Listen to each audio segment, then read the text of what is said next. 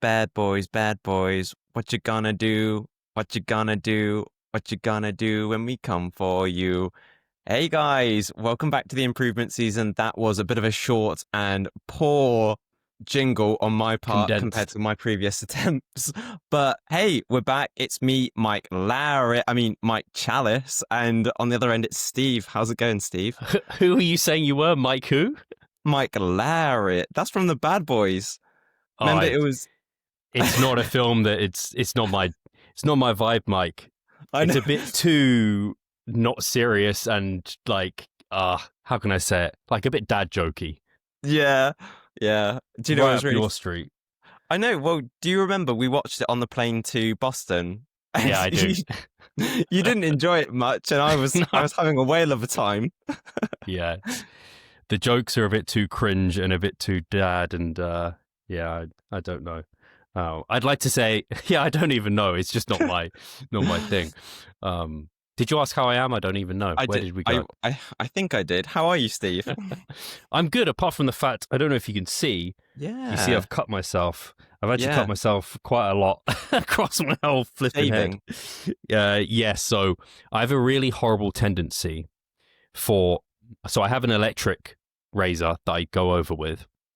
It does a pretty damn good job, but I get really obsessed with basically wanting it as smooth as physically possible over the whole head. You know when you've just got like you've done a close shave wherever it is on your cheeks, whatever, and you're like, oh, that's smooth. I want that everywhere on my head, and I'm not sure it's actually a good idea because I just put a new head on my razor, and yeah, inevitably chopped a bit out of my head.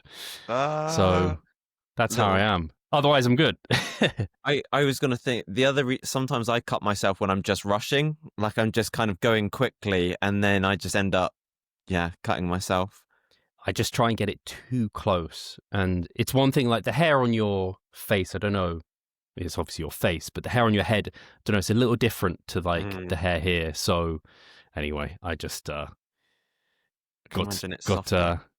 just want it really close. Are you wearing a jumper, by the way? No.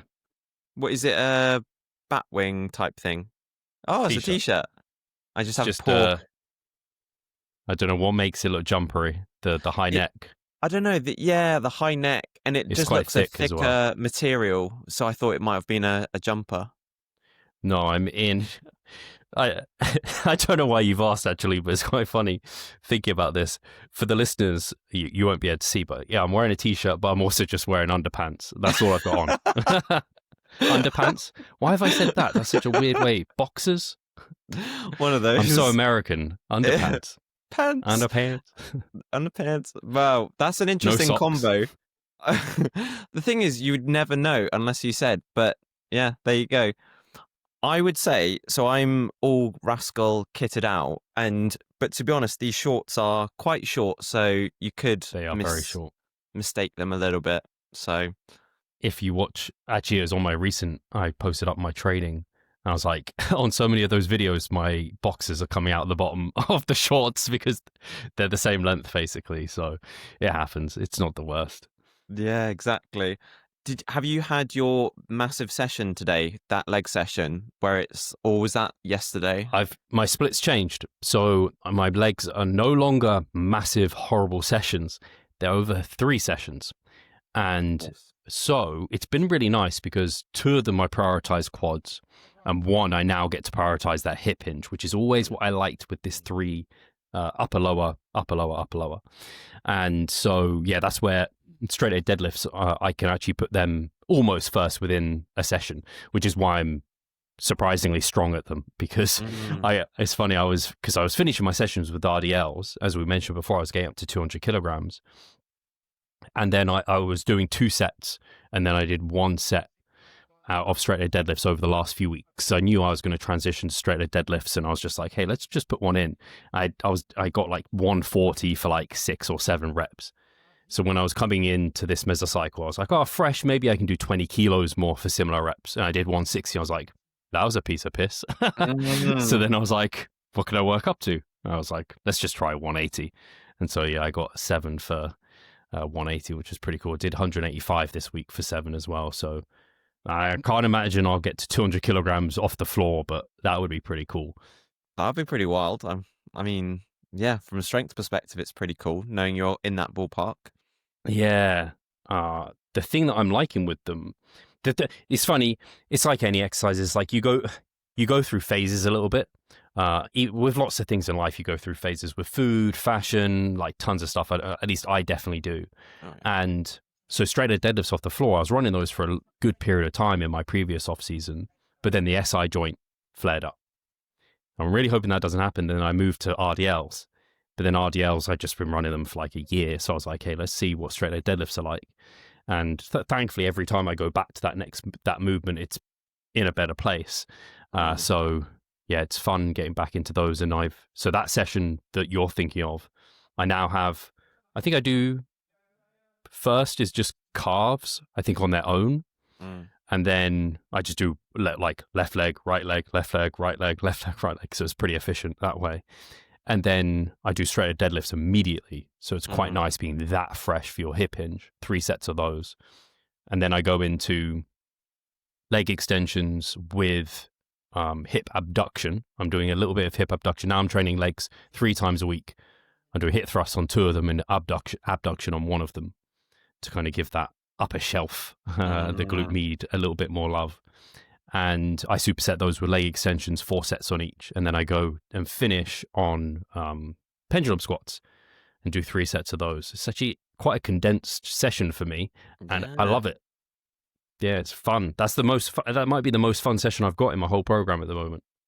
Is it just, what's the fun thing about it, would you say? New movements, and it's quite time efficient. My upper body sessions at the moment are brutal. They're really brutal, but they're good. And I'm doing a lot of antagonistic supersets. And whilst that's great, it's also, there's a little bit of angst about it. I don't know if you found this, because you were doing quite a lot of supersets at some point, weren't you?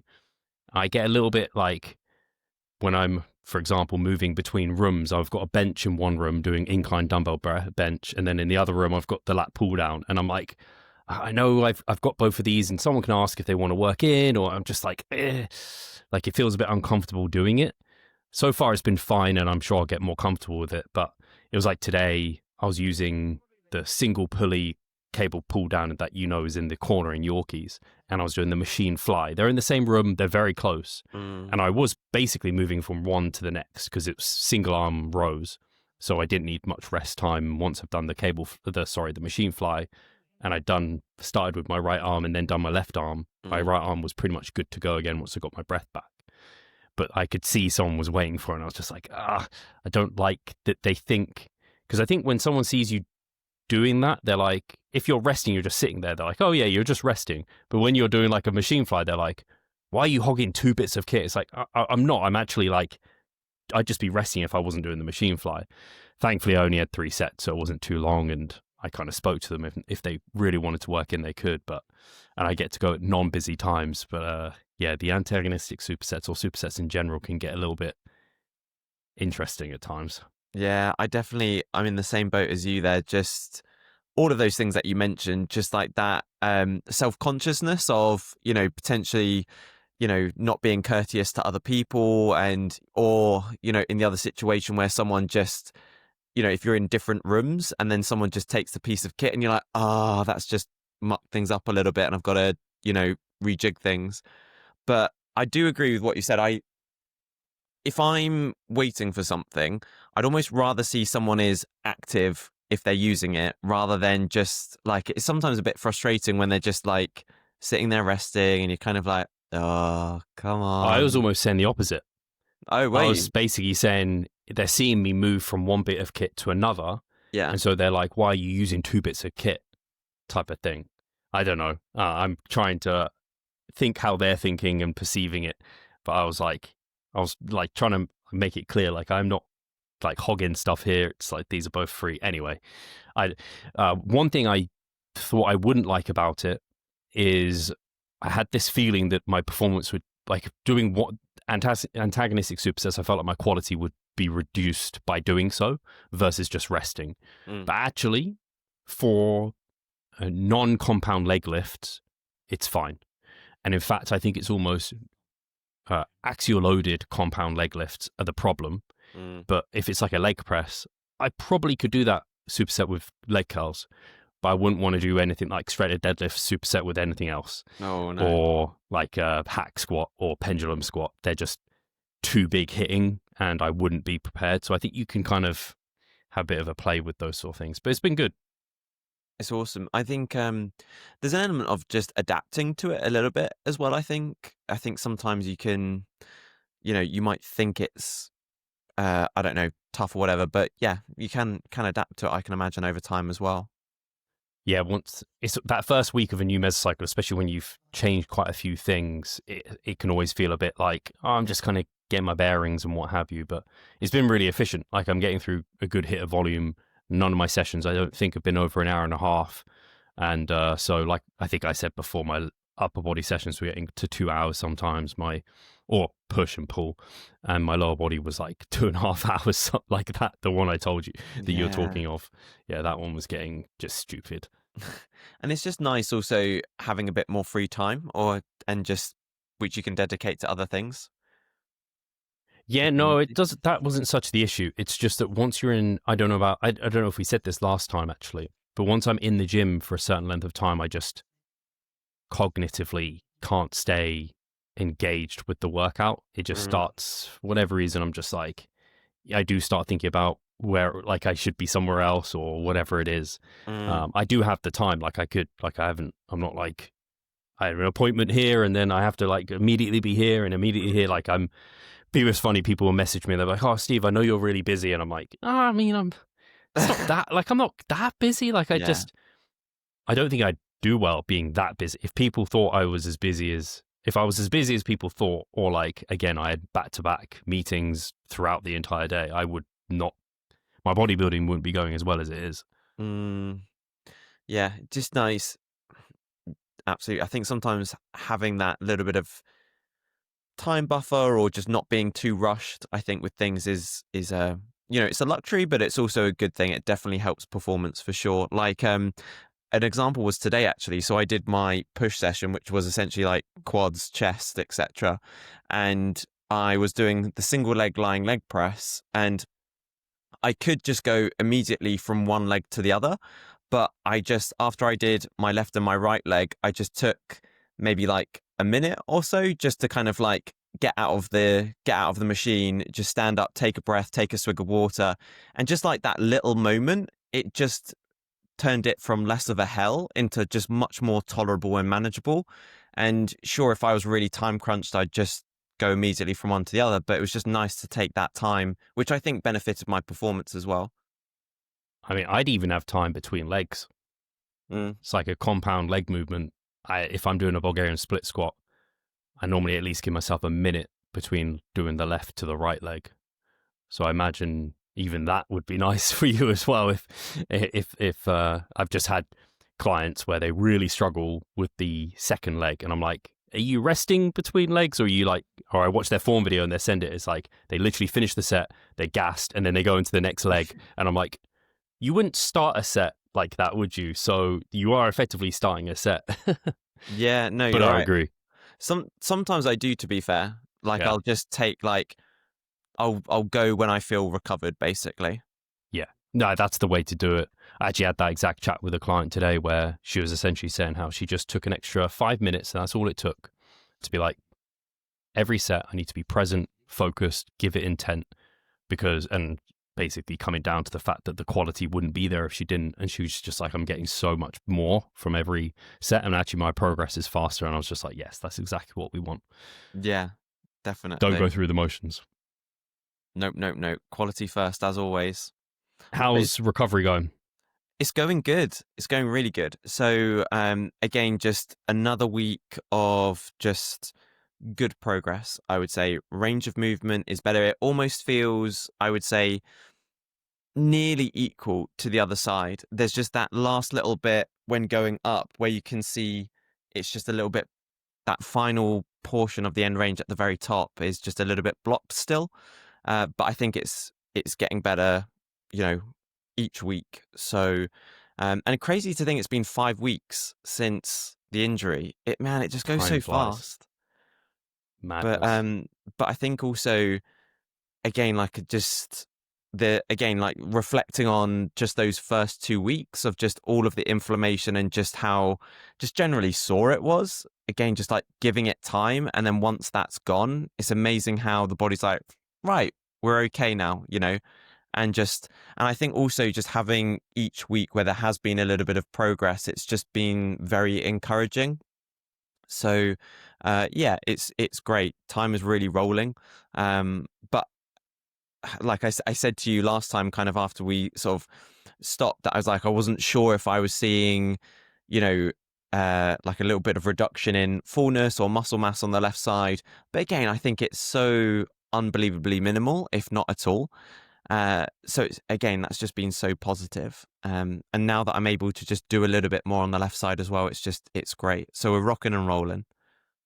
Yeah, it's interesting. You probably won't know this, Mike, but there are people within this industry who are suggesting that I think you see atrophy within muscles within like 48 hours. And so they're suggesting like you should be training a muscle like every 48 hours because otherwise you're going to lose muscle. And it's interesting because I don't follow these individuals because I think I'm actually blocked by both of them. I don't know why I'm saying these individuals. I think it's Paul Carter and Chris Beardsley. I think that's where it's coming from and stemming from, and then people are just parroting it. And it's interesting to me because from my understanding, it's based off people who are completely immobilized, this suggestion. It's like if you're active and moving, like the chance of losing muscle within 48 hours is, and high protein diet, mind you, is like minimal to nothing. The way to really lose muscle is don't move, be bedridden, barely eat anything, especially protein, and then you'll shrink like nothing else. But the fact that you're moving and active, like within weeks, you're not really going to see too much. Absolutely. And even like some of the cross education studies that I read, they said like, 3 to 4 weeks of immobilization. But if you train the unmobilized side, it limits the amount of muscle degradation, muscle atrophy that you see. So even if you were to mobilize it for 3 to 4 weeks completely, like you might not see as much muscle atrophy. So I think it's don't read too much into those things, I think. Yeah, it's a use it or lose it scenario, but even small amounts of using it that isn't like overloading for hypertrophy in the short term is enough. Or even like you said, using one side is enough to do quite a lot. So that's a good reminder. In more important news, Mike, have you walked 10 minutes for a coffee? I don't remember how far the coffee place is. And second to that, because I know what your answer is going to be already from your face, have you, and don't disappoint me here, Mike, you might have to lie, have you eaten a pizza from that place that you mentioned? Oh, I'm going to disappoint. God damn, Mike. You're so predictable. I'm going to have to task you these in your, like, as like coaching homework. Be like, right, this weekend. I might be able to partially redeem myself. So I haven't had a coffee and I haven't had a pizza. But what I have done, though, is I did make the effort of trying to look for some bodybuilding current affairs. That is something that I did try to do. I even did as well. So I'm interested to know if yours are the same as mine. Oh, very interesting. I haven't, but do you know what? I'm going to be brutally honest here, Steve, and I'm ashamed to say this. I haven't even looked at the reviews for that pizza place after we last spoke. That's how bad I've been. That's how clearly you weren't going to ever buy a pizza from there. I did drive past it this week and I was like, oh yeah, the pizza place again. I should look at the reviews. Maybe I'll do it this weekend. I can't even remember what it's called now. So it's just search pizza. Hopefully it will come up, although because it's like a food truck is the word, because we're trying to think of what's the word for it. It's a food truck. Or there's probably another word for it, but that's the one I'm using now. It might not even come up because it's not like a permanent residence. I need to have a look for sure. Take a picture and you drive past or whatever. Did you have a pizza this past weekend? Just Domino's. On Sunday. So yes, went out for burgers on Sunday. Yeah, Sunday. Nice. At GBK. You'll know GBK because they're a chain. Yeah. I've forgotten what that stands for, actually. Good Burger Company? Probably, something like that. Let's say that. But I had a chicken burger, fried chicken burger. My God, I've missed out, Mike. I don't know about you, because I hadn't really ever had fried chicken burgers until we had one. Well, I had one when we went to like Honest Burgers after our kind of Revive get together, and it was unreal. And then I also had some fried chicken with Pac and Milo because we went to Kentucky Fried Chicken, KFC, and they got me some fried chicken. And I've never been to KFC before. That was like the first time. I don't know why. I just had never been there. And then so I got a fried chicken burger, and it was unbelievable. 7.5 out of 10. Is that what I gave it? That's what you gave it. I was like, oh, maybe even an 8, maybe 77.7. I tried to recreate it at home, but obviously I don't have fried chicken, and also I made it veganized. Can you see this? That's a not bad attempt. It's got a fried egg in it as well, if you're wondering what the white is. It's got kimchi in there. That's solid. We got some ketchup and tomato. That's and really I solid. toasted the bun as well. And I tell you what, that was a 5 out of 10. It was really not very great. Like I said, it wasn't chicken. It was like soy fried fake chicken stuff. Doesn't help. Well, to be fair, if you'd have done better than that restaurant, I would have questioned the restaurant for sure. Yeah, I literally said that to Charlotte when we were looking for restaurants on Sunday because we'd gone out. Where did we go? Something upon Thames. What was it upon Thames? Why can't I remember? It was near the Thames, but I can't remember the precise location. And we're looking for restaurants. I was like, I can't eat at a restaurant and it'd be worse than we can do at home. It always has to be better than you can do at home. I was like, so I had clients and they're like, they don't like to eat out because it's often worse than they can do at home. I'm like, you're going to the wrong restaurants. But I can understand if you have poor selection near you. Yeah, no, it's so true. But at least you went to the effort. The effort of cooking that meal, I think, is, tip your hat off to you. Got to do it every now and again. The reason I did it was because me and Charlotte were going to eat together, and we'd had burgers on the weekend, like using those buns. We buy this 4-pack of these Hovis premium burger buns, which are actually pretty decent. We often have 2 left because we have a burger each, and often they get wasted because it's like I'm like, I only have burgers because you wanted to do it, and then she just never ends up eating it. So I was like, right, we're doing something where we have burgers. But she ended up getting home at like 9:30 or something stupid. So I ended up just making it for myself. She still had a burger later, but, Anyway, that's the only reason I did it. Treat yourself. That's it. A little bit of self-care, self-food care. To be honest, Mike, like I said, it was a 5 out of 10, so I would have preferred my normal food. But hey, it was fine. It was worth it. But yeah, so I'm really curious now. What are your current affairs? I think we should let you lead. Okay. Okay, I'll lead. So, do you know what? I was also going to caveat it with saying I do feel quite bad that I couldn't find a lot. But one thing, well, I've got 3 mini things because I couldn't find one major headline. Oh, there's quite a major headline, Mike. Oh, is there? Oh, no. Oh, God. This is so bad. Especially for YouTube fitness, there is a major headline. Oh, no. Well, to be fair, I just looked on Natty News Daily. Shout out to Natty News Daily for saving me a little bit. But I couldn't find much for this week. But anyway, I won't have what you have then, I don't think. Well, this is good then. So we'll have different current affairs. So my current affairs were, and this isn't totally this week news anyway as well. So my news was going to be Brandon Kempter's going to compete in 2026 at the back end of 2026, which is quite cool. And I already knew that though, because I interviewed him. We spoke about it. This is like fluff for me not finding a major headline. And then the other one was Adam Powell, who I think's a natural athlete. He's competing in an untested, is it NPC show, I think, in the UK? I can't remember what it is, but it is untested. I think it's in Classic. Yeah. Yeah, Adam Powell. He trains at the gym I went to in Cambridge, which for some reason I've forgotten the name of. You'll probably remember it. But Yeah, he trains there. I met him actually. Great competitor. So yeah, so he's competing in an untested show, and like he's competing in a lot of shows this year or at some point. And then my final bit of news was there just seems to be a lot of IFBB pro talk, like natural pros, like lots of people looking to become an IFBB natural pro. Because I was again just kind of looking through the feed, and I was like, there's lots of talk here about it. And so I don't know whether it's just general buzz from, increased competition from federations, etc., but and just interest, but and more and more people are starting to do it. But I was like, I don't know if this is a trend I'm just seeing or not.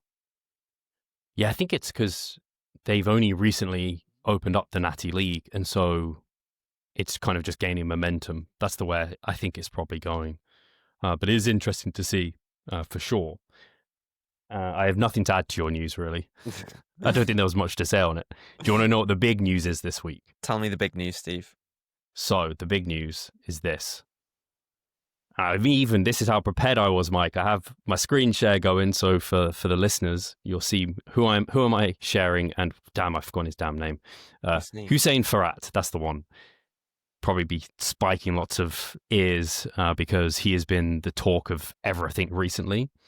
I'm imagining you haven't seen it, Mike, but there was a video by Jeff Nippard where he basically tested a bunch of guys who were people would think are fake natties, including Hussain here, and basically was saying how they are natural. He was kind of providing evidence that they are natural, so on and so forth. And people were not kind to Jeff. Basically, they were like, "Why are you kind of standing up for these fake natties?" So on and so forth.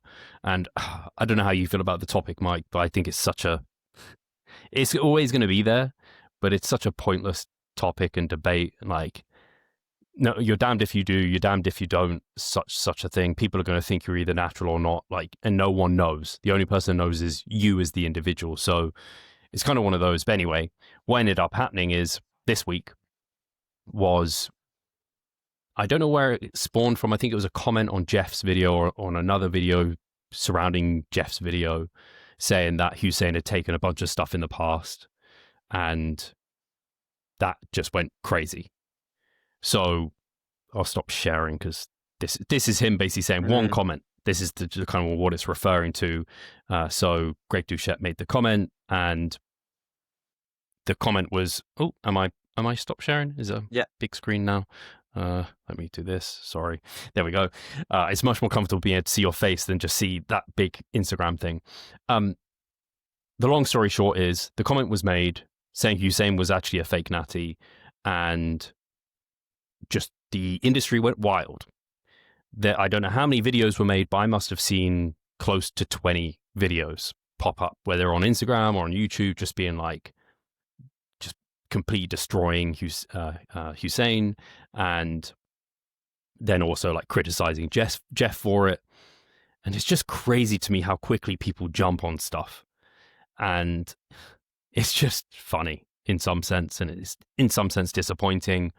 I also think it's confusing for people because the whole fake natty just thing, it just leaves, I think, a lot of people, like people just either go one way or another, or they're just like lost in limbo of where they are. They either think anyone bigger than themselves is a fake natural, or they kind of think that, and then they're like, "Oh, actually, I believe Jeff," and then, "Oh, Hussain came out as actually he's a fake natural." And now what's happened, Mike, is it was all a joke, basically to kind of draw up marketing and attention for Hussain. Hussain's come out and was like, that was clearly a joke. Like, I think that's along the lines of, he's like, he's still claiming natural, he's never taken anything. And it's just one of those things that's the big news basically for the week. I'm not saying it's important, or like I wasn't even going to bring it up, but I was like, that, like, it's gone crazy in our space, and I'm just glad that we kind of keep out of it. And I think true natural bodybuilders who have competed several times and been to several shows just don't entertain this stuff, because it's just like, there's freaks out there. Like Hussain, you look at him, yeah, he grew. I think he's only been training a very short period of time. He's really young. He basically exploded in size. But I remember back when I had a genetics roundtable with Greg Knuckles and Mike Israetel, and they were speaking about genetics. And they basically said there's kind of many ways it can go, but some people see this just like immediate boom in their size and strength and then plateau. Others, like a slow burn. And they eventually could meet each other depending on how things go. And there's probably various examples you can think of off the top of your head of people you know in this space or this industry who have been more slow burns. I'd certainly say I'm a slow burn. And then there's other people who have just like, they're huge and then you don't see their physique really improve that much. And that might not be for lack of trying. It might just be they were kind of gifted an initial burst and then not much more. It's hard to know exactly. So anyway, I just think this is why we stay out of these sort of discussions, because I just find them so completely pointless. I don't know if you have any thoughts. Yeah, and I was, believe it or not, I was aware of Hussain. And oh, were you? Yeah, and I watched because I'd watched a couple of Jeff Nifford's videos around it. Ah, so you know exactly what I'm talking about. Yeah, and because I watched his video about addressing the controversy, and he kind of talked about a similar thing, and he talked about Hussain, and I can't remember the exact specifics, but you know, he might have started doing a few things, maybe just doing them a bit inefficiently, and then all of a sudden he got everything right, he got all of his ducks in a row, and that kind of helped with his with the progressions that he made. But I totally agree with you. It's similar to kind of when you're growing taller when we're younger. Some people grow tall growth spurt all of a sudden, like they have all of their growth spurt all in one go. Other people like just grow more steadily or later. And I think it's kind of a similar thing, really. Again, genetics, right? Yeah, it's funny. I can think of people at school who are like, they were like known for being short. And then it was almost like after uni, seeing them and I'm being like, you're taller than me now. You were like 5'5", I swear. How are you 6 foot now? God damn. Like, this is not fair. So yeah, that was one big piece of news. So I have more. Let's see what else I can share. So this is kind of, where's my share? There we go. Oh, no, I didn't close it. Here we go. So this is another resource for you, Mike, of a page to follow for news. So Natty News is a great one, but also Beyond the Stage TV _ is a great one. And I thought this was quite big news with Urs confirming he's going to do Open now, so he's no longer going to compete in Classic. Thought that was interesting. Yeah. I know he's struggled to get into Classic every time, and he almost has to hold himself back. So it kind of makes sense to me that he's going to move into Open, which is pretty cool. Yeah, I saw this actually today, and I don't know why I didn't mention it. Yeah, I think he had to lose like 40 pounds or something to get into like Classic. And yeah, I can't imagine what he's going to look like in Open. But if there's a good Classic competitor that goes into Open, you know they're going to be pretty wild. Just think of Keon Prodigy, who did it, right? So they just have such great lines, and yeah, it's going to be exciting. Also, I imagine, how tall is Urs? I actually don't know. I get the impression he's quite tall, like because people like Hadi Chupan and Derek Lunsford, they're quite short. So if you've got someone who's got quite tall, I guess Samson Dauda, if you went up against Samson Dauda, that would be an interesting mismatch, because Samson is relatively tall as well. But if you've got someone who's quite tall and got a decent amount of muscle mass, they're quite domineering, I would say, compared to a shorter guy.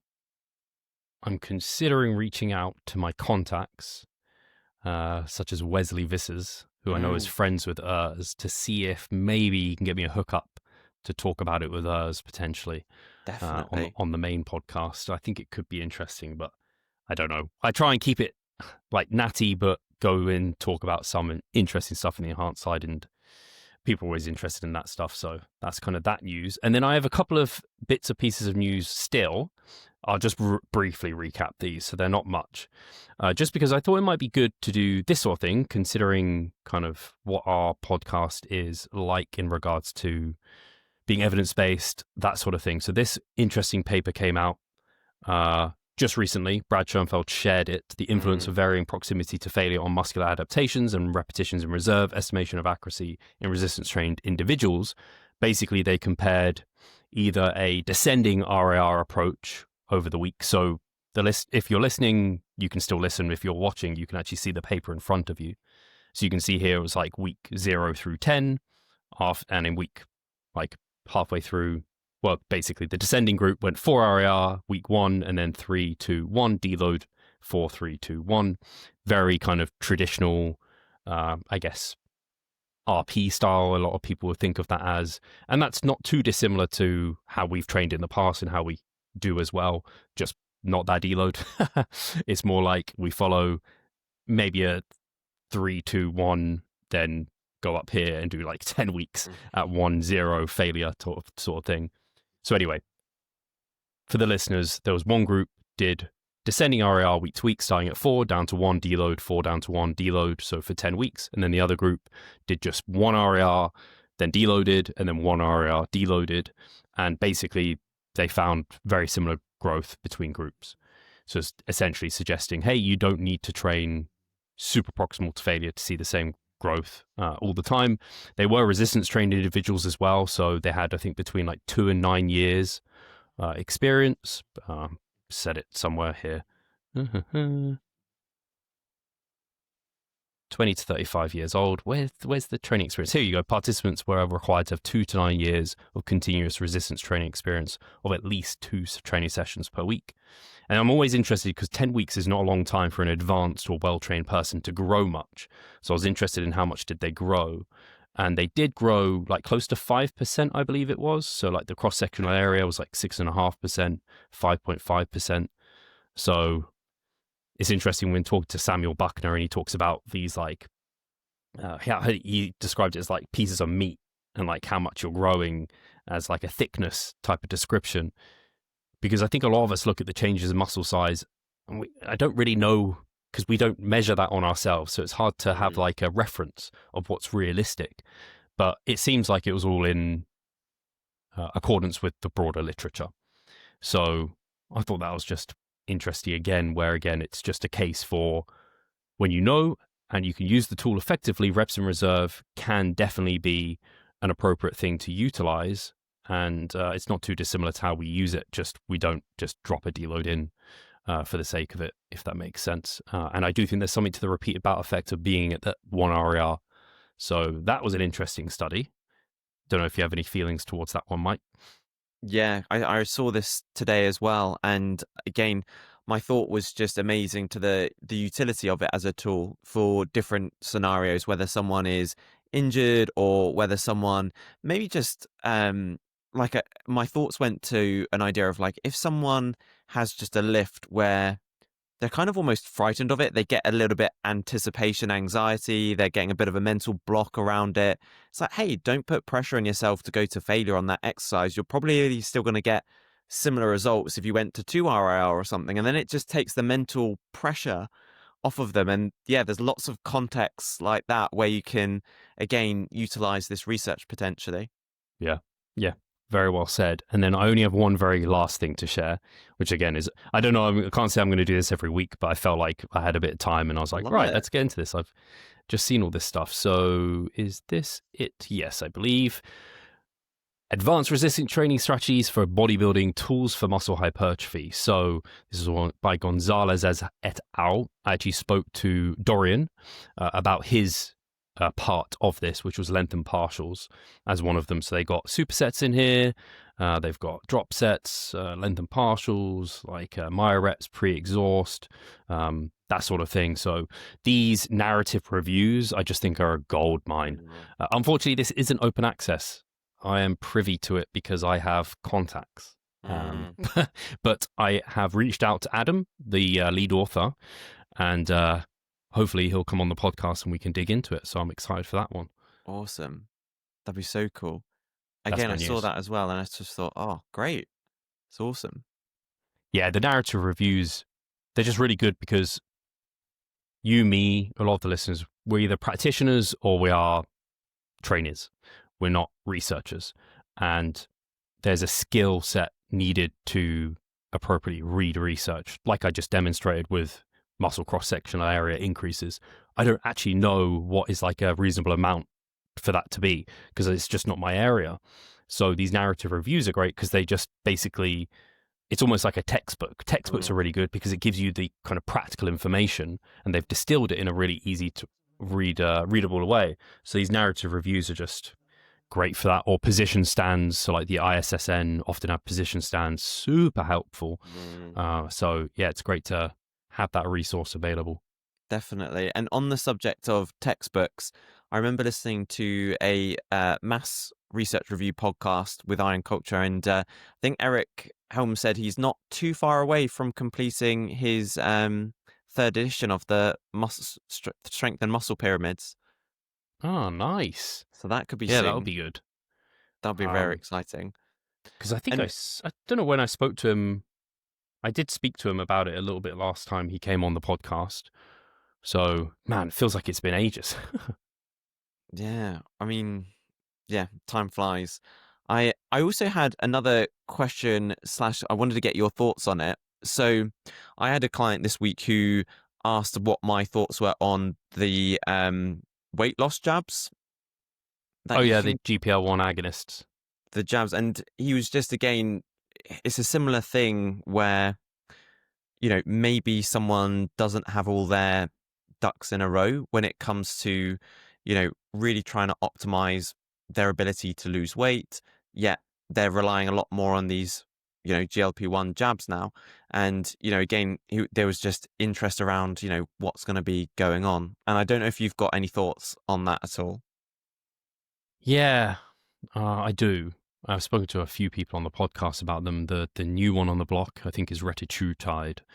If I'm saying that correctly, I don't know. But I spoke to Joe Sullivan about that because he's tried that, and quite a lot of bodybuilders in the enhanced space are using it. I have a client I've had clients who have used, I think, semaglutide and also Manjaro. I have a client who's using that. And I definitely think there is absolute use case for it.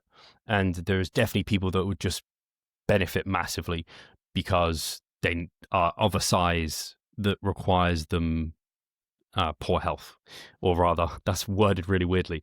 They're so large that that's really bad for their health, and they just need to get smaller, and that's going to be a huge kind of weight off their shoulders.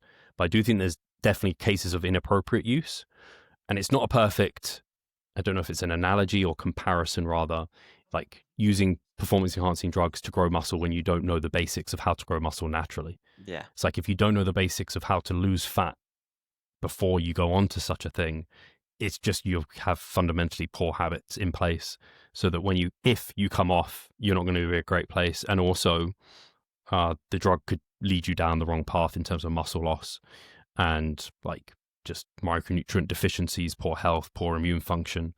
So yeah, I think with an educated practitioner prescribing it, amazing for the right person, life-changing. And I've had some clients where it's just like been a complete game changer for them.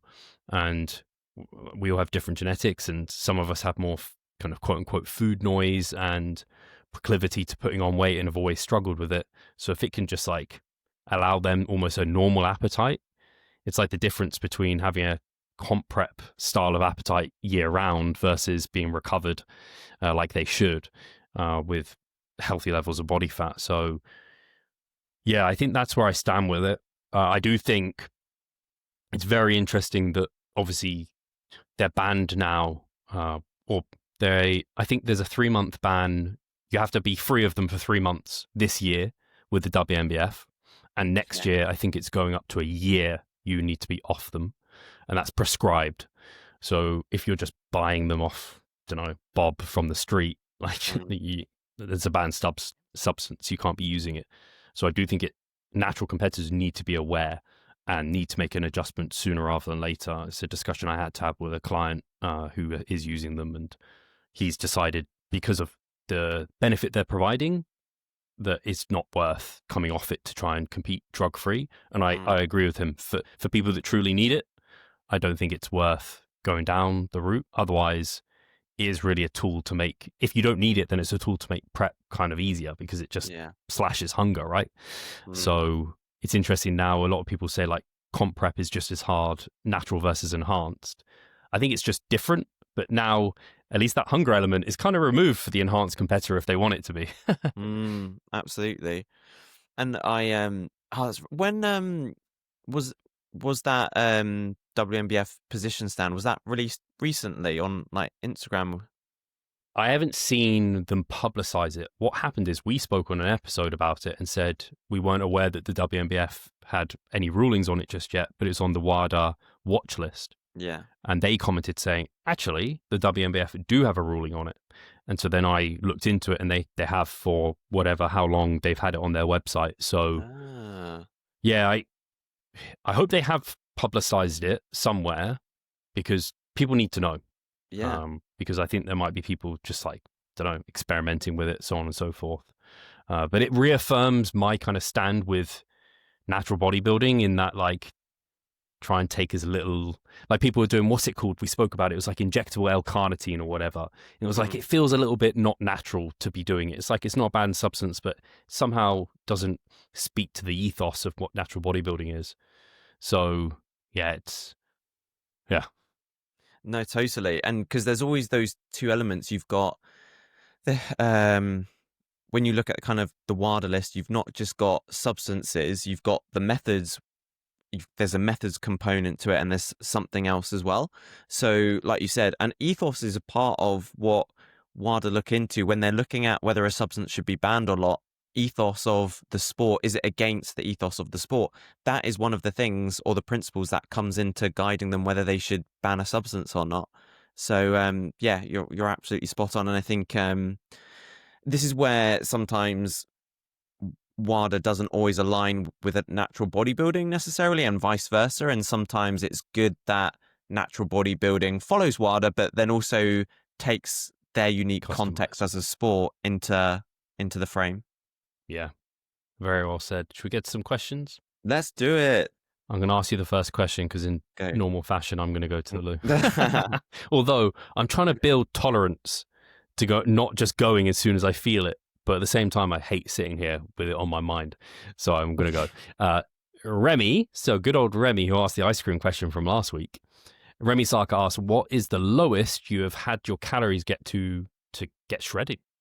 Oh, great one to start off with. So in my last contest season, which was 2023, I think, if I remember rightly, the lowest I ever went was around maybe 1,200 to 1,300. So that's the lowest I've ever gone. And it was okay. It was manageable. And it was obviously that was in the darkest periods, as it were. So I think that's the lowest I've ever gone in a contest season. But obviously other people might have to go lower. Some people haven't gone up as high. So yeah, but interesting to see what Steve has gone down to, because I can't remember. But yeah. I'm laughing because I'm hearing you through my AirPods struggle to string this question out for while I'm going for a quick piece. I was like, I gotta go quick. Mike's struggling here.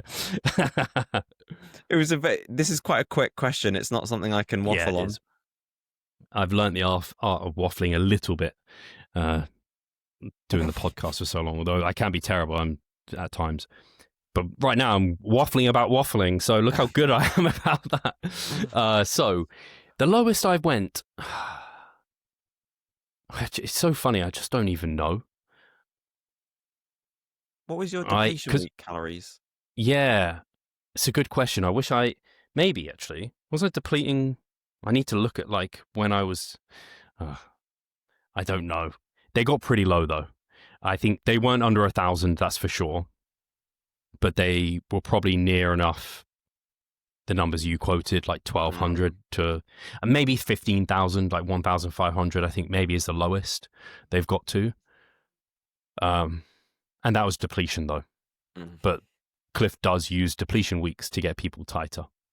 They are kind of a bit of an aggressive fat loss, depending on the person and where they are, I think. And we definitely did for the first one use it as like for the last one, he ramped my fats up, so we're depleting carbs, but weren't in as big a calorie deficit. But I think for the first one especially, there were days where I was at like 1,500 calories, which is pretty brutal, just like for you. Like, you have to go pretty low. As a general rule of thumb, I don't tend to like to take people below 10 times their body weight in pounds, at least not for long periods of time. That, as a rough rule of thumb, is your basal metabolic rate. And everyone has to go where they go because everyone has different energy expenditures. But it makes me that is just a bit of a rule of thumb for me of not liking to go much below that.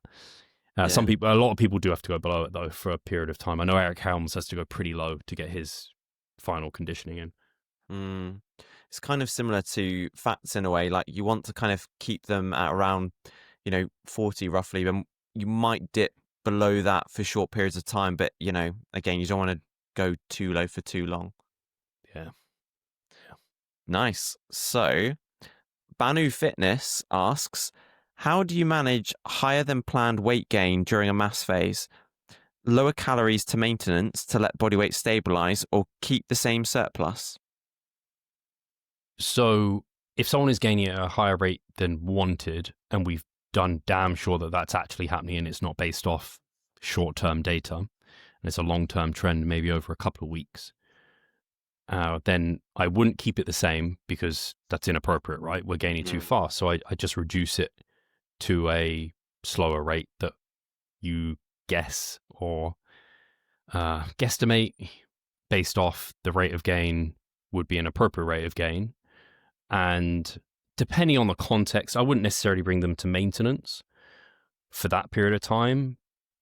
But by the end of the mass, if you've got to a level of body fatness that you're like, hey, I don't really want to be gaining any more body fat at this point, but we want to extend the mass phase for a bit longer, I just then, once they're at that top end of body fat, maintain for a bit longer, because the more body fat you've got on your body, the more you can utilize towards potentially being used for muscle gain. So I think you're in a better position to recomp when you're a bit fatter than leaner. But it's quite context dependent. But generally, I just slow it down. You probably have adjusted things initially to think that it's going to be an appropriate surplus, so you won't be too far off. So very often people don't need to change it, and it's just like a bit of a, like we did it with you, like you over the last weeks, you kind of maintained, we bumped your calories up just a small amount, and suddenly we saw like a big jump in weight. It's like, well, we know it's going to just steady off, so zoom out and it's going to be okay. So yeah, small adjustments. Exactly. I think people no, not at all. I think people do tend to get a bit too reactive in that first week or so, and it's just like, right, just let the noise dissipate a little bit and then get your gauge. I've had clients reach out to me before for cutting and massing, and this is normally clients who haven't been working with me for that long. Maybe it's their first few weeks, to be honest, or it's the first time we've gone through a mass or a cut, and they email me like midweek being like, Steve, my weight's done this, and I'm almost like, and I mean this in the nicest way possible, I'm like, I don't care. Like, I don't care.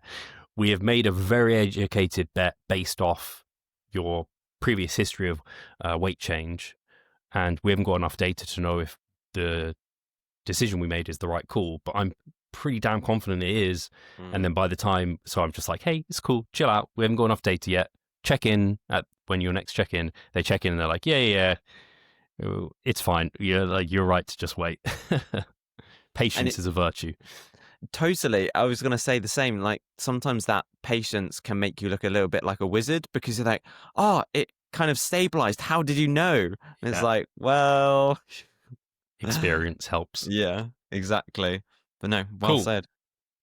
Next question is from Mattis Laurie Sens. Best quad exercise variations. I've only got dumbbells, barbell, and a power rack with cable attachment, top and bottom. I'm getting sick of squats. Oh, well, there's so much you can do. First thought went to, you've got Bulgarian split squats or regular split squats. You could obviously do like more of a, if you're completely tired of squats in general, it depends what kind of squats, because I was going to suggest front squats maybe, but if there's a cable attachment, is it possible to do like almost a belt squat variation potentially? And actually, another thing that I would signpost them to is Jeff Alberts has a really interesting setup for like a belt squat type thing. He's got like a barbell and it kind of goes down. No, you're shaking your head. No, why? I'm shaking my head because do you not remember I did that in COVID lockdown? Yes. I have a video on it, so stop referring them to Jeff. We have a video on Revive Stronger's YouTube of me doing that exact belt squat, but also a belt squat using a low cable, because I did both from home.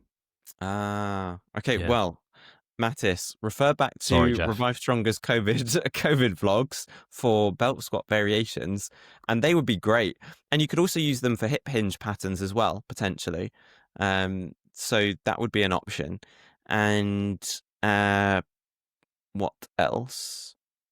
I think those are some solid things. Lunges, you could do front foot elevated split squats. Yeah, those are the main things off the top of my head. But there's probably more. You could do also, sorry, thoughts are coming into my head.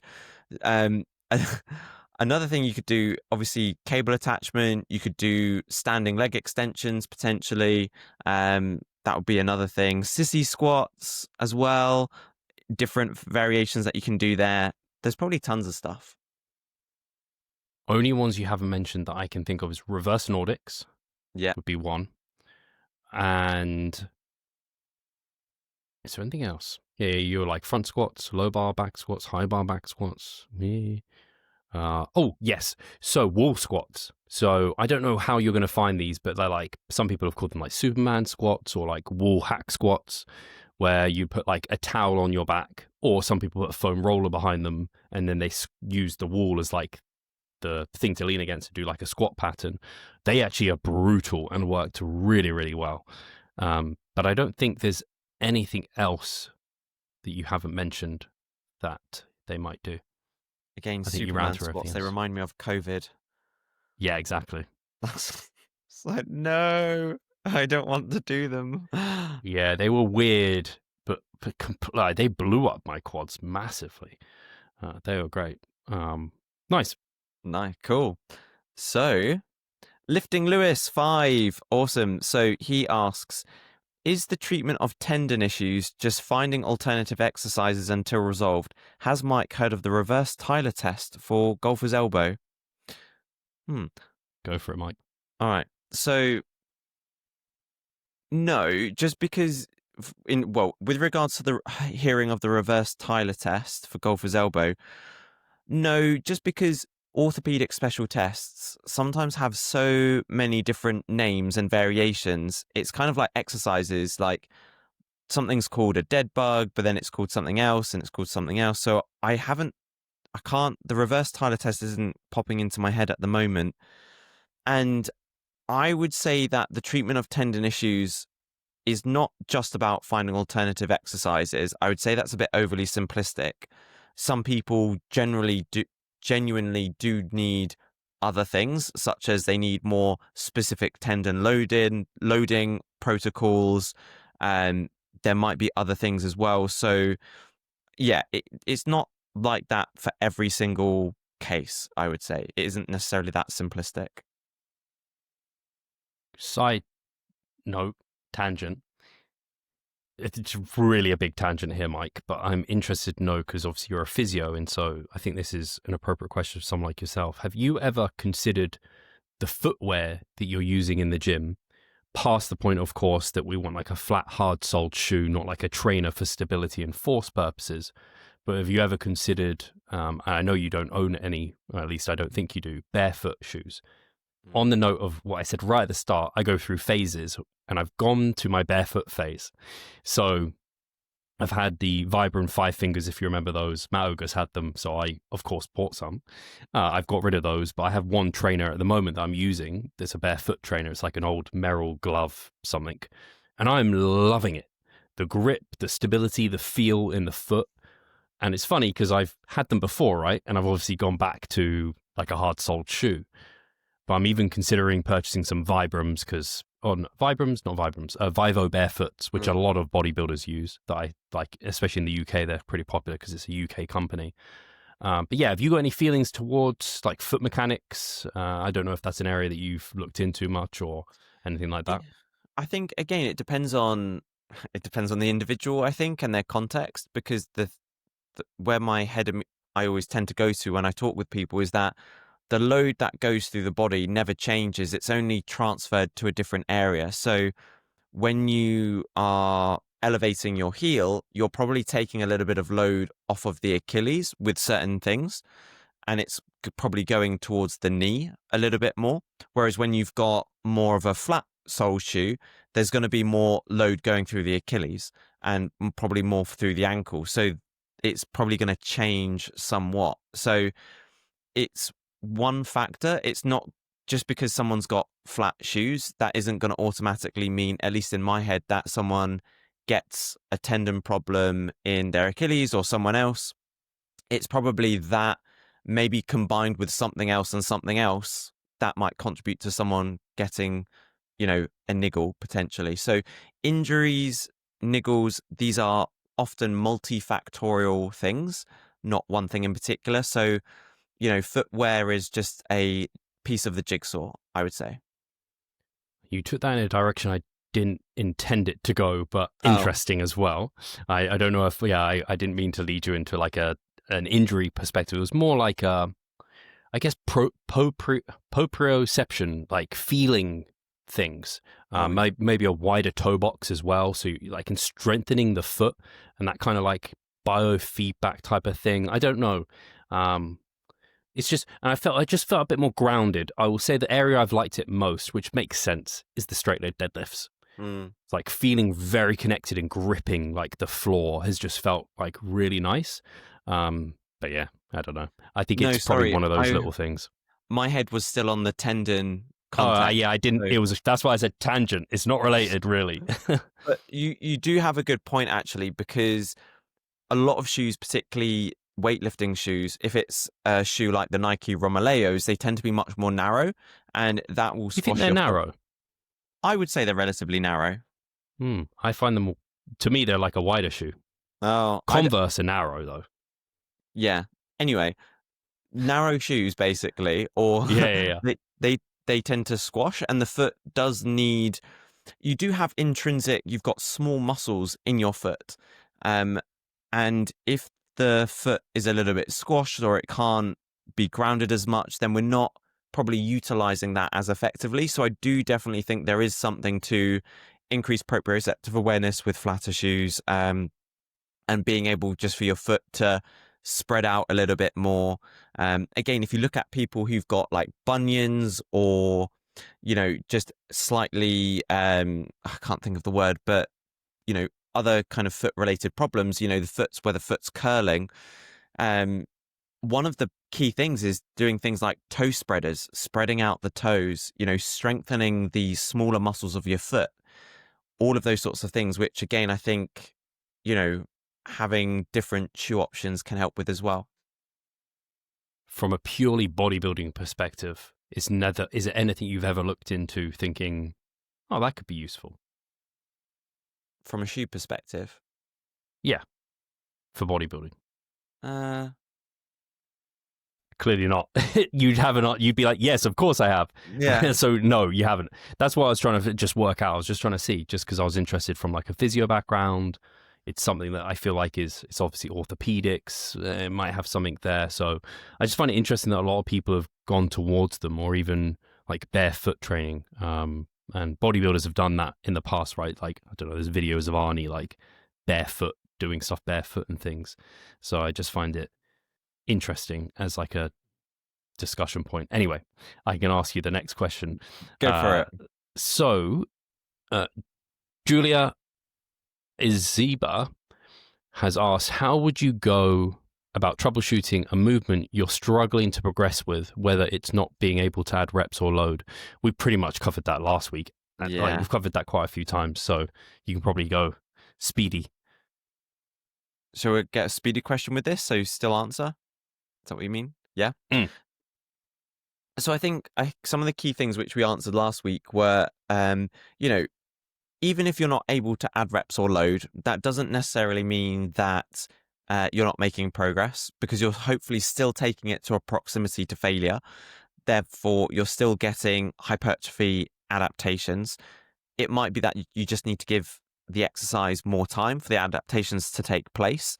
And if you are really struggling mentally to add reps or load, if you're really struggling to just continue to match performance and wait for the reps or load to come, then just adding in a little bit of variation, whether that's, changing the rep range slightly, changing the exercise, all of those sorts of things. But likely with time, it will come. It's just you haven't given it enough time. Yeah, it's that time element and awareness of it not being linear progress. I think a lot of us, we come from that, like once you're new in the gym, things just come week in, week out. But similar with weight loss, you have weeks where it stalls, but you're doing everything right. You just need to give it more time for that adaptation to take place. And if it's weeks upon weeks, just like weight loss, you might make an adjustment, like, hey, I might reduce my calories down 100. And if it's been a long period of time, it might just be, hey, like you said, a bit of variation, or if you're recovering easily, you could add a bit more volume, but that's only helping that progress come faster. It's not that you could have just waited longer and it could have come. So it's not a must that you had to have added volume in that case. So yeah, that might be worth doing like a big podcast on at some point, because that question comes up all the time. And I think it's just once you've been doing this a long time, you understand it, because you're like, oh yeah, just you can't expect to gain strength all the time. So yeah, it might be worth doing a bigger episode or some content on it for us. Would you do a solo episode or invite a guest on? Or actually have a solo episode coming out this weekend. So when this comes out, it will have already come out. That's all on cutting.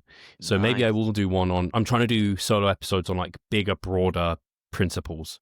So like I think the first one was see what the art of gaining. This one's on cutting, and then maybe I'll do some on training and progressive overload and overload, or maybe some of the big principles of training, like adherence, specificity, overload, fatigue management, maybe some of that stuff. Yeah, it'd be quite good, maybe. I think so. Definitely. All right. All right. So Aaron Busby, shout out to Aaron. He's my client. Oh, nice. So cool that he asked the question. Thanks, Aaron. So Aaron asks, do you ever program Myo-Reps? And if so, in what circumstances? So it's great that Myo-Reps came up, because I shared that advanced training techniques type of thing, which, by the way, I always go like advanced, because I'm like, these are just training techniques. They aren't needed. They would work for a beginner, and they also work for someone advanced. They aren't needed for someone advanced. Your like straight sets can always work. So anyway, Myo-Reps. So when do I use Myo-Reps? They would mostly be used in situations where maybe we want a bit of variation. So we might have been doing straight sets for an extended period of time. And mostly psychologically, they've become stale, because there's nothing uniquely beneficial to Myo-Reps. It's just that because you reduce your rest time between clusters, you do your straight set, then you do a short rest, and then you do a cluster, you keep those reps under fatigue, so you get more effective reps quickly. So there's nothing uniquely beneficial to them that we have an understanding of. Maybe there's something to them generating a bit more of a pump. Maybe that's linked to cell swelling, which you don't completely know. I'm trying to say this shortly and I can't. Right, let's keep going. So when would I use them? For a bit of spice, and then maybe in situations where someone is a bit time constrained and they need to get dense volume, and or it's in an area where they just have a high volume tolerance, because it's a good way to get in effective volume in a shorter period of time, because you're constraining rest periods. So that, and then also thinking context. As we mentioned with antagonistic supersets, you wouldn't use Myo-Reps with certain exercises because it just practically doesn't make sense. So I would more likely use them on isolation-based movements. They're a bit more applicable there. I wouldn't use it on like a straight deadlift. You could try it on a hack squat, but it's pretty brutal. I don't think that's probably going to go too well. I've tried it on things like leg press, and again, for me, it's just a no-go. So I think it's better for isolated movements versus compound lifts. You can do it for like a bent over row, for example, as well. Like that's axial loaded. That wouldn't be any good. But for like a chest supported row, you'd probably be able to. So yeah, those are probably the circumstances I would consider using them. Yeah. You stole my thunder. I was going to say, the biggest thing for me is time efficiency. So when I'm programming it for other people, I think time efficiency is always the biggest one. Sometimes, like you said, I think adding it in for variety, for spice, where people just need that kind of engagement or just that little bit extra, I think that will be a secondary factor. And then I think you just nailed it at the end. I think something big for me is what I found also personally is that there are definitely some exercises where it's just not, maybe for a short period of time you can manage it, but then after a while, an example I might give is something like hip thrusts or incline dumbbell chest press or something, where initially you start off doing it and it's manageable, but then after a while it's just not great, and then you go back to straight sets and you're like, straight sets just feel better. So that's just something that I've sort of experienced, and I think you said a similar thing with hip thrusts last week as well. So I'm just kind of, but it's exactly the same as what you said about programming them more for isolation based movements like lateral raises or, you know, preacher curls or something. You know, they're great. It's funny, this is how nuanced you can get with lateral raises. I was trying to do, I think, a Myo match, so very similar. It was behind the back lateral raises, cable behind the back, and I was like, well, I can't hold these here because this is like an isometric for my delts, but if I let them go and then I have to sit up again, fuck my life, that's a huge amount of hassle. So like there's some things this just practically doesn't work for. And this is why I think you're in agreement with me, Mike. Like bread and butter is straight sets because they just straight up work. And some of these techniques can be fun now and then, but wholly a pain in the ass a lot of the time. Totally. And it is again where like you might look sorry, I'm probably just repeating what you said, but you might look at something and think, oh my God, there's something, you know, amazing and special about this. There's nothing special about it at all. It's just got some bells and whistles, you know, but just stick with the boring basics sometimes. Yeah. Right. Final question is from Dagon_MS. If you bodybuild for the love of the process, do you love the full competition process, such as posing, tanning, skincare, or just training and diet? So what parts do you not like, Mike, about the competition process, if there's any? I'm rewording the question. Yeah. So I definitely like the posing. So when I saw that question, I was like, well, I definitely enjoyed the posing element to it when I competed last. Mike, quickly on posing, are there any elements of posing you don't enjoy? Like, for example, I enjoy posing to an extent, but when I have to do rounds that are very fatiguing, I start not loving it. I don't know if you enjoy all those posing rounds that like are a bit more of a requirement in some sense. Oh, definitely. When you're doing fatiguing multiple rounds, like, yeah, that's not enjoyable for sure. But I think not. There's not everything is going to be enjoyable. Like, but that doesn't mean that we don't love the process necessarily. It's kind of like, it's funny. I don't mean for this to get too philosophical, but part of the joy is in the suffering. And if some things just don't feel hard, or if some things just don't suck, you're not going to enjoy it as much. You're not going to get as much satisfaction from it. So I don't think that not enjoying something doesn't mean we love the process. But then that might be too much of a tangent there. Another thing that is a bit of a pain, which I'm sure you'll also agree with, is sometimes the skincare element to it. So like, I was just going to say, funny enough for me, part of it I like, part of it I don't. It's weird.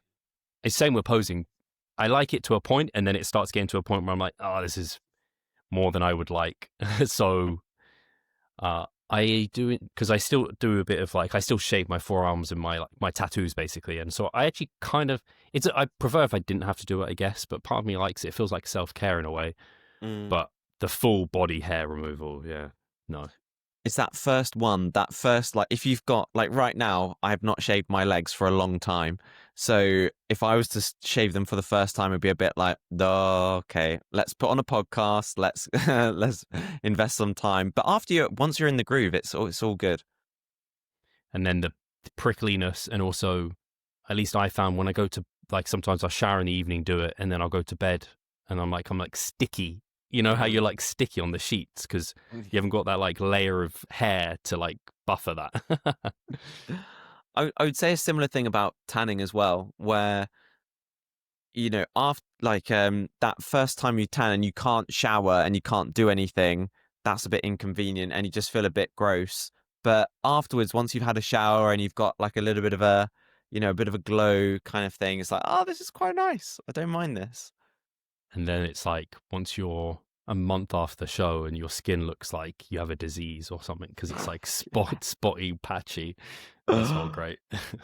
That literally happened to me because all my shows were back to back, had one show after the other. Like the tan had only just come off, and all the tanners were like, "Who the hell did your tan?" And I'm like, It just got You put 2 on weeks everyone. ago. Yeah, exactly. Yeah. Well, let me Uh, see. I'll tell you what, I don't enjoy, and it hasn't been too bad the recent times, but often when you get a tan, it's cold. You're already dieted down, so you're like thermogenesis, you're kind of a bit cold and chilly anyway. And if they just leave you there, standing there, like under like cold air, and you're just like, oh my God, like that, you're like, I feel like I'm shriveling up here, and I'm just like, it just feels terrible. So I don't enjoy that part of it. And then the bed sheet process, like having to sleep in like dark sheets, although your sheet thing was a game changer. So sleeping in like a sheet, like as if it was a, what's it called? Pillow bag. No, what's it called? Is that right? Not The a pillow duvet bag. cover, the duvet Yeah, sleeping layer. in a duvet. That was a game changer for me. That was really helpful.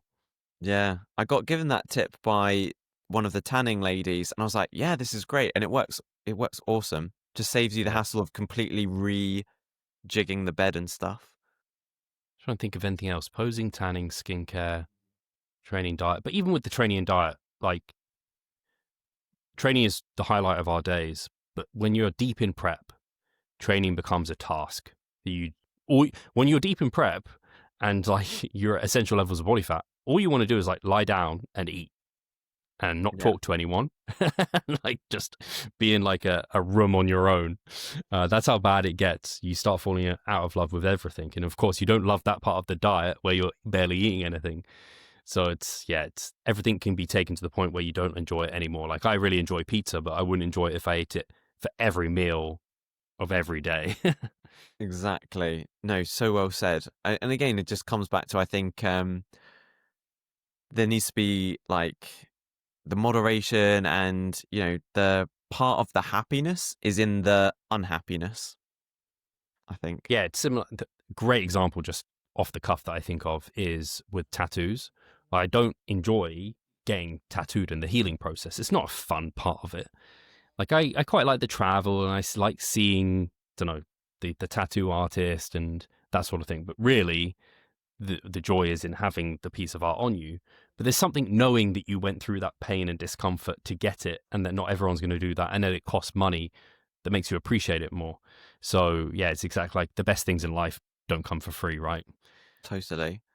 I think Uh, they've looked at this into the happiness research. So, have you heard of someone called Arthur Brooks? yeah. Yeah. So he talks about happiness is like a combination of enjoyment, satisfaction, and something else which I've blanked on.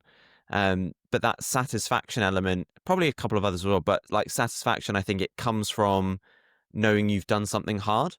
I think, if I'm remembering it rightly. So again, I think it all ties into this as well. Yes, that ties into like the whole discussion behind, you probably heard of like the dopamine detox, that sort of thing. Whereas if you're constantly seeking dopamine, you start to become desensitized to it. So you don't get a reward from it anymore. So you need like painful discomfort in your life to be able to appreciate good things. Mm. Like we appreciate times we're not dieting, really appreciate them because we have times where we are dieting. So I guess that's a really nice framing. Whenever you're going through something that sucks, know there's a rebound of positivity on the other side. Totally. I always like to think, because obviously in the UK, weather isn't always great. And we have obviously the 4 seasons, and some people don't have seasons. It's like summer all year round. But I always like to say to people, like, hey, the winter is going to make us appreciate the spring and the summer just that little bit more, hopefully. Do you have a preference for weather or a season? Um, Do you know what? Not really, because I can vibe with all of them. Again, like there are bad bits. This is a typical vanilla answer. I know, I know. I'm sorry. Everything's amazing. I have no Everything's preference. amazing. Mike, how's that turkey baguette? Oh, it's amazing. That's such an inside joke. No. But yeah, no, genuinely for me, there are elements to most seasons that I enjoy, and some elements that I'm not always vibing with. But yeah. But what's your favorite? I don't know. I would have to, if you had to, shoot me or something, I would probably say summer. It's just a weather. It's just a weather preference, Mike. Would you prefer it to be pouring with rain outside, or bright and sunny, or snowing? Maybe summer. Probably summer. Okay, great. We got Mike to have an actual preference and like feeling towards something. That's good. Nice. We've rounded everything up. We're on top of questions. I'm really pleased about that. Thank you guys for your questions. I know I asked them a bit delayed. On that note, questions, probably bored of it by now, but they're in the Hypertrophic Time Chamber, which is in my broadcast group on Instagram. It's linked in the description, so you can check it out there. If you particularly enjoyed our weekly news segment this week, if you'd like me to pick out if I see an interesting study and just like briefly go over it like that, let me know. I can always task Mike with a certain thing and I can take another thing, and that'll be fun. Your feedback as always is appreciated. And as a reminder, we're online coaches. This is what we do for a living. We help people get jacked, shredded, and educated. Mike, anything else? Empower, educate. That's what it's all about. Growing not just in the gym, but out the gym too, for a cheesy tagline. That lifestyle component, training, nutrition, lifestyle. We do help people with their lifestyle and we do care about it. Like, subscribe, all that good stuff. Thank you guys. We'll catch you next week. Thanks, guys. Bye.